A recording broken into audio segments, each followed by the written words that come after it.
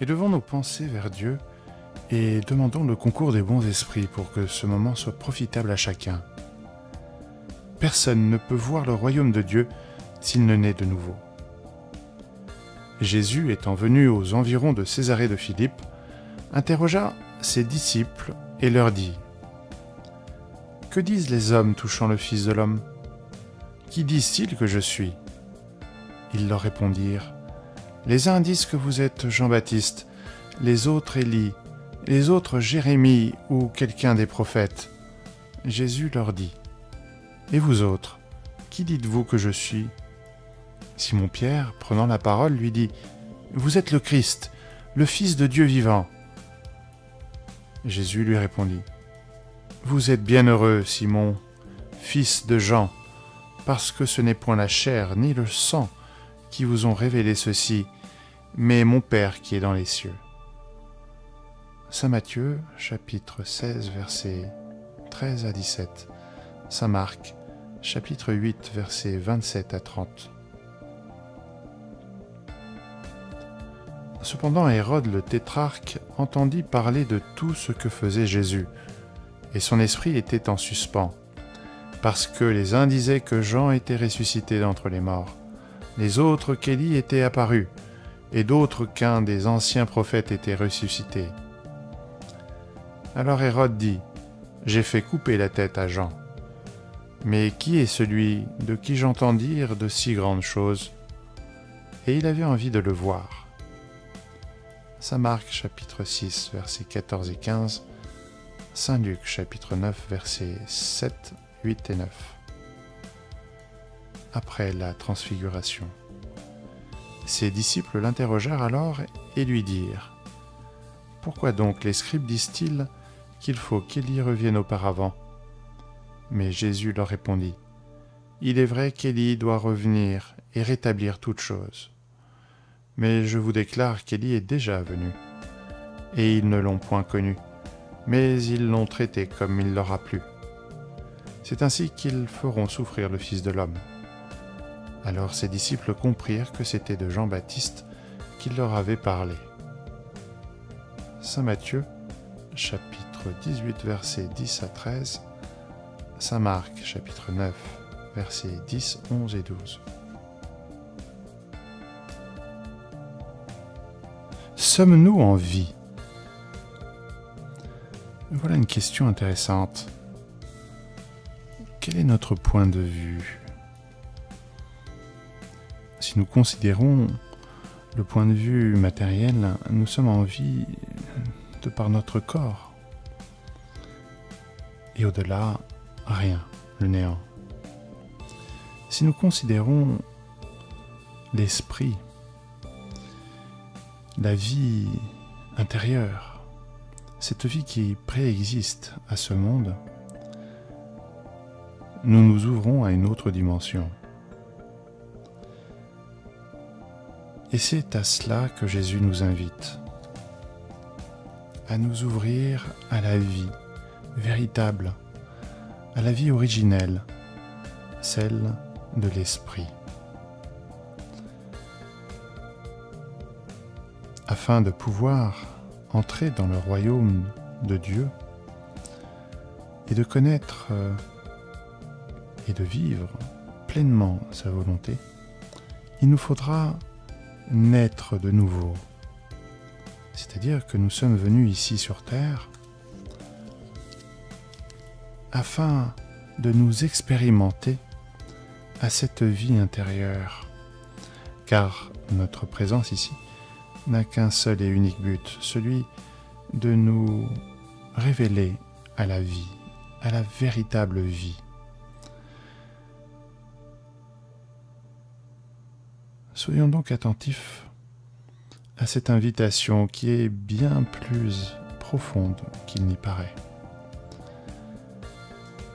Nous sommes très souvent invités à écouter cet appel intérieur fait par notre conscience qui nous révèle le chemin à emprunter. La réincarnation est une des voix qui vient expliquer les nombreuses disparités que nous pouvons constater ici entre les hommes.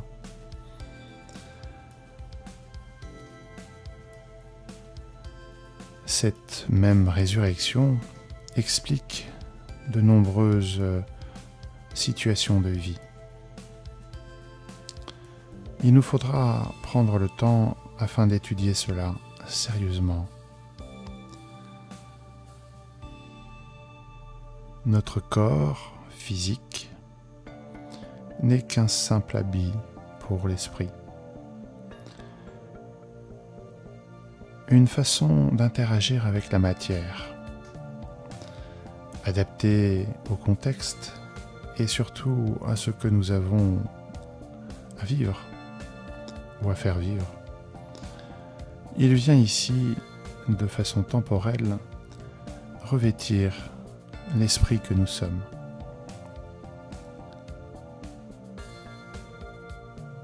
L'esprit va, grâce à ces différentes périodes dans la matière, avec des apparences très diverses,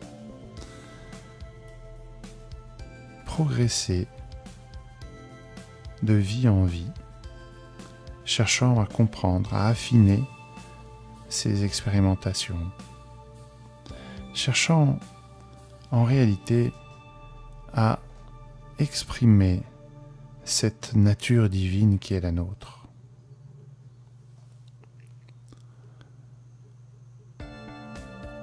L'homme a pour particularité ce sens moral qui le diffère de ses frères mineurs, les animaux, en ce point qu'il peut connaître Dieu. Et il nous est demandé de développer ce sens moral. Notre intelligence nous facilitera ce développement. Le sens moral permet à chacun de faire la différence entre le bien et le mal, de faire en sorte de comprendre notre vraie nature, ce que nous sommes venus ici faire, d'où nous venons, où nous allons, comprendre petit à petit ce qui nous relie les uns aux autres, ce qui nous attend si nous sommes en infraction avec cette loi parfaite qui régit la vie. Une loi qui nous invite à faire une simple chose, aimer. Prenons donc le temps de découvrir ce qui est inscrit dans notre fort intérieur, dans cette conscience divine.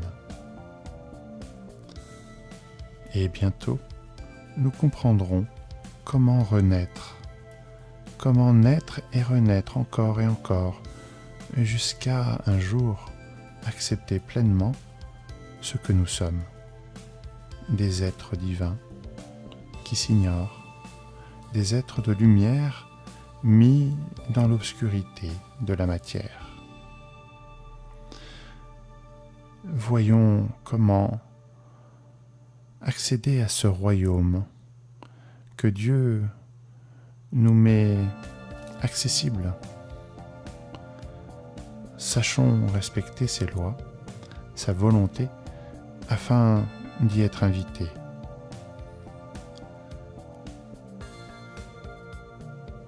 Prenons donc le temps d'agir en cohérence avec ce qui est inscrit en chacun de nous.